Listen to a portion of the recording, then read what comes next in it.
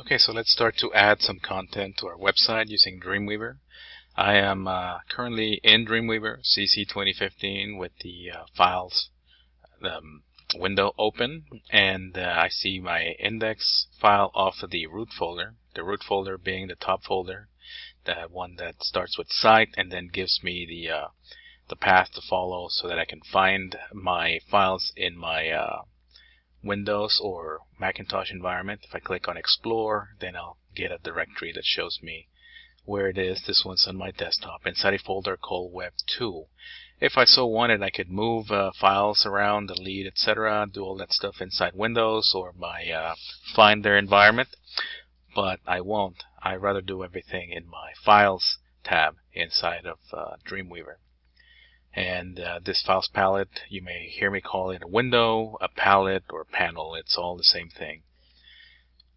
While I'm talking about panels, I might tell you that be sure that on top right you see that we are in the beginner workspace.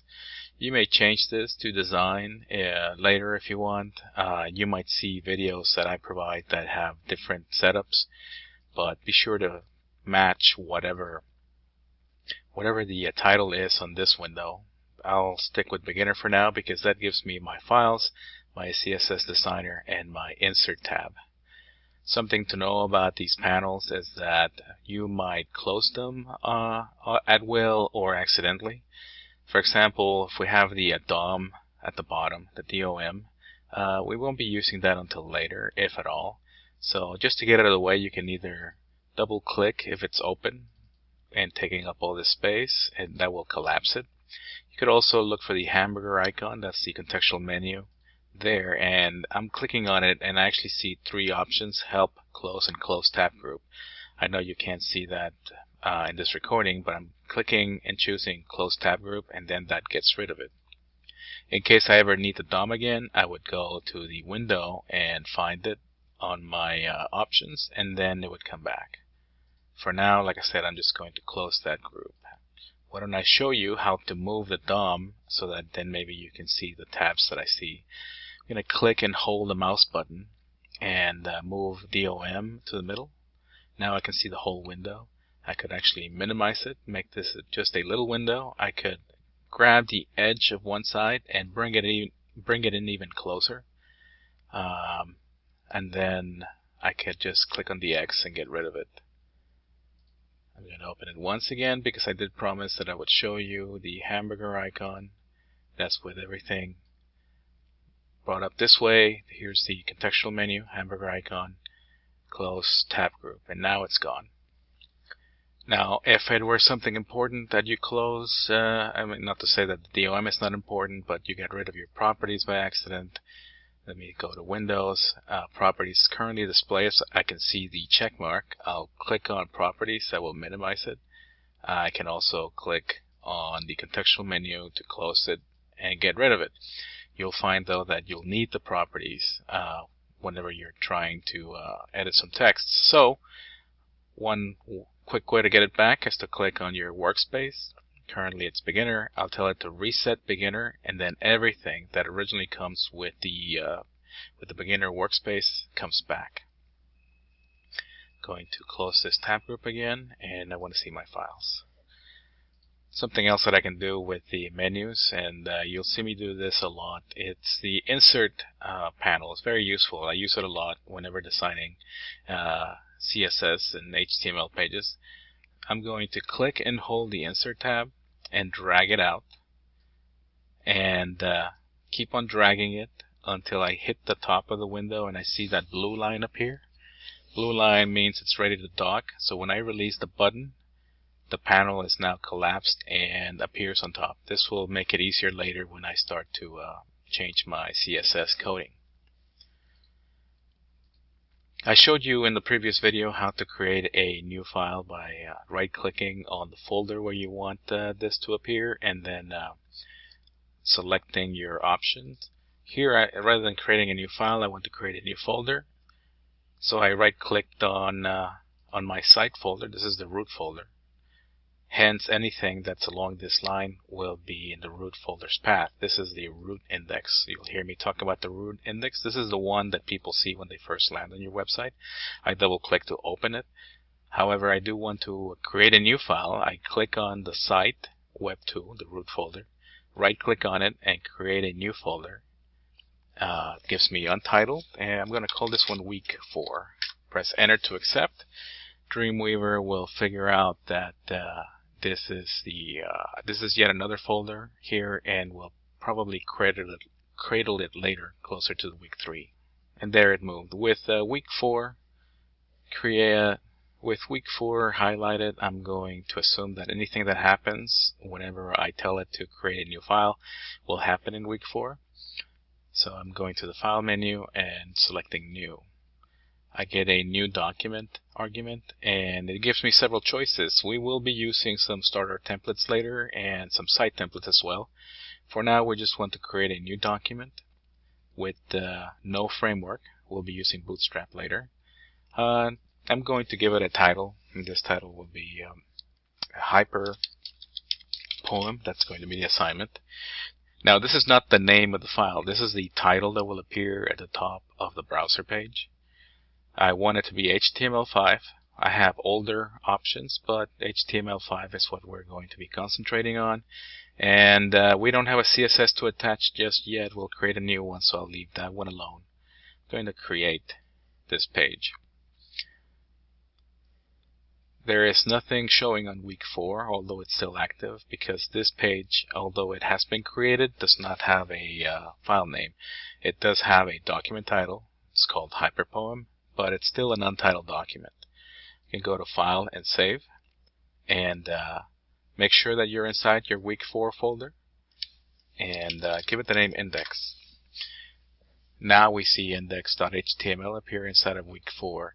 And I know that we have lots of files called index, but if people were to navigate to your page and then figure out that you have a week 3, a week 4, week 5, etc. folder, and just go to those folders without typing in a file name, index.html as a name will assure your users that they will see the content that you want them to see in that folder. So I don't need to have this selected, but I'll just leave it selected nonetheless. Index.html has been created. I'm looking at the design view. If you see this on live, you might see other things, some windows pop up. There's a lot of new features in CC 2015.1 and even 2015, and so you might see some messages that say, hey, try this out, and maybe we'll try some of those things out. But for now, we're sticking to the basic things, and we're sticking to the design view. Currently, design view is a WYSIWYG. This is a WYSIWYG environment. What you see is what you get. It's very much like a Microsoft Word, so that if I were to type, and since this is going to be a poem, I've already picked the poem, and the poem that I'm typing is going to be The Road Not Taken. I'm going to type that just to have something on the page, Road Not Taken. Pressing return to go to the next line, and I'll start typing up just one line or two. The 2 roads diverged in a yellow wood, and sorry, I could not travel both. So I have a little bit of text here, and as you've seen in previous videos, in the background something's happening. Actually, in the code view, you can see that the HTML is being written for us. Just by creating this one file, Dreamweaver already said this is going to be an HTML5 document, hence the doc type. It's given us an HTML tag, a head tag. Since we did select a name for the or rather a title for the page, it's already included there. You can go in there and change it if you want. Maybe it was capital H for hyper poem. The head tag ends, and then the body begins, and you see where we have already begun to type. I'll go back to design. I don't really have enough space on my page to be splitting all the time, so I'll either be on design or code and try to tell you what's going on. Later on, we'll have a split view for sure, but I'm going to stick with one view at a time. The important panels that are open they're all important really, but the properties at the bottom is what's going to begin to allow you to add HTML coding. For example, if the road not taking is the title and I want this to be heading 1, then I can change the format and the properties to read heading 1. Since these two are paragraphs and they will continue to be so, I'm going to highlight them and make sure that the format's a paragraph. I could change it to something else, but I'll leave it as that. One thing about these two lines is that they really are part of the same paragraph. So if I go back to code, I'll see that I have them as two separate paragraphs. I could do a little bit of fancy coding, getting rid of the end of the paragraph at the first line and then just adding a break line, coming back to my design and then seeing that now they're part of the same paragraph and they're marked as such as format in the format menu as paragraphs. If I see them in the code though, there's my break line. Now this is a rather long poem, so I'm not really going to type it all. However, I do have a copy of it already in a Word document. So before I move on to the Word document, I'm going to select everything that I've typed and delete it. I just select it all and press the backspace key. I'll go to my Word and I'm going to copy all this text. You'll notice that I've already have some styling. This is a bold on top. I have another bold here. I have an italicized sentence there. So I'm going to copy it all. Just select the text, right click and copy. Coming back to my Dreamweaver. And I'll just paste. I'm right clicking and pasting. I could press Ctrl V. I could also go to the edit menu and just paste. Now something happened when I copied and pasted. You'll see that my text is now bold. Where was bold in Word? These two words, and I have the italics there as well. If I were to check the code, then I see that that's all coming in. And it's not too bad. It's adding a few spaces where they're not needed. It's adding an H1 at the bottom, probably because that's left over from when I was playing with it. I'll take the opportunity to highlight that and delete it. I don't need an H1 at the bottom. And check everything else, and it looks okay. It's adding breaks where they're supposed to be. But what I'm trying to tell you here is that be mindful of text that you're copying and pasting. I'm going to undo not rather undo, but rather I'm going to select all of this text. I can press Ctrl A to select all, and then I'm going to backspace it out. And since I still have my text in memory after copying it, I'm going to go to Edit and Paste Special. And check out the options that we have. We can paste only the text, so that's going to have no tags. It's not going to make anything bold or italic. I could do the text with structure, so it will be mindful of paragraphs and other things. And then I can add the text with the structure plus basic formatting, so the bold and the italic would come in. This is what happens when I click text only. There is no formatting, so it doesn't know where the lines end. It doesn't know that there's bold or italic. If I were to look at the code, then I'd see that it's just a whole slew of text.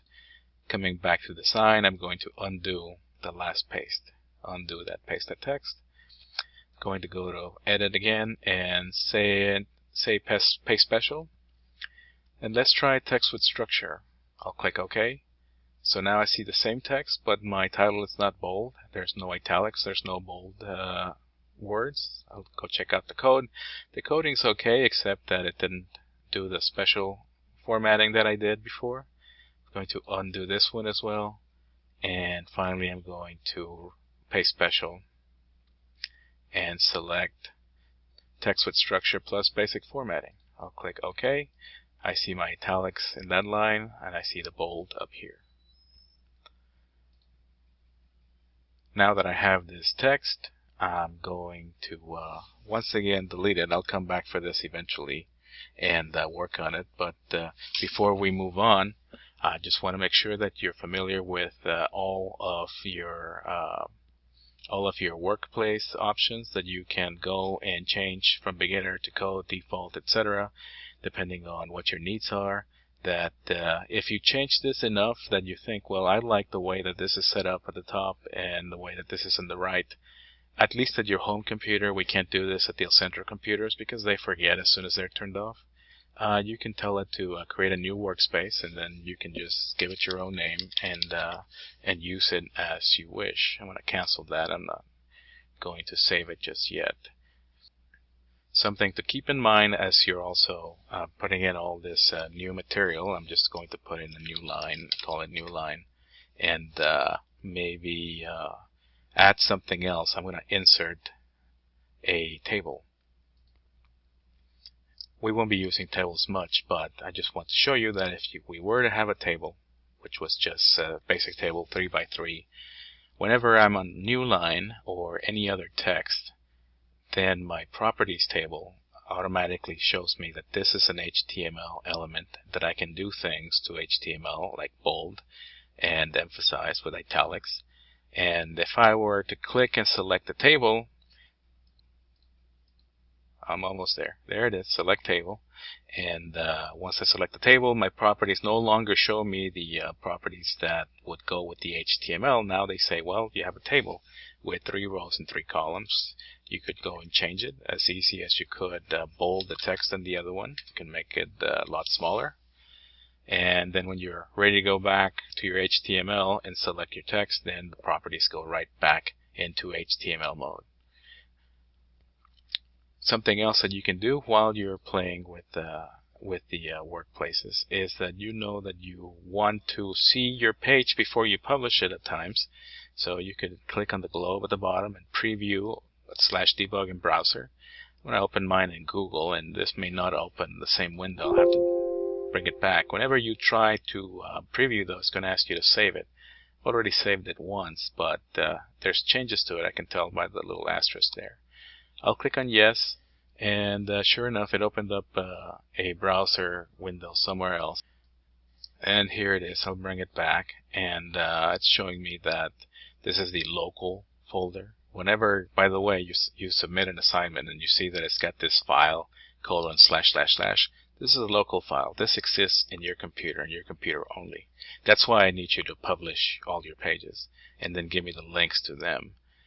I'm going to close this, come back to my Dreamweaver environment, and for now I'm just going to delete all this, and we'll move on to the next video where we're going to add some styling and a little bit of content for your poem assignment.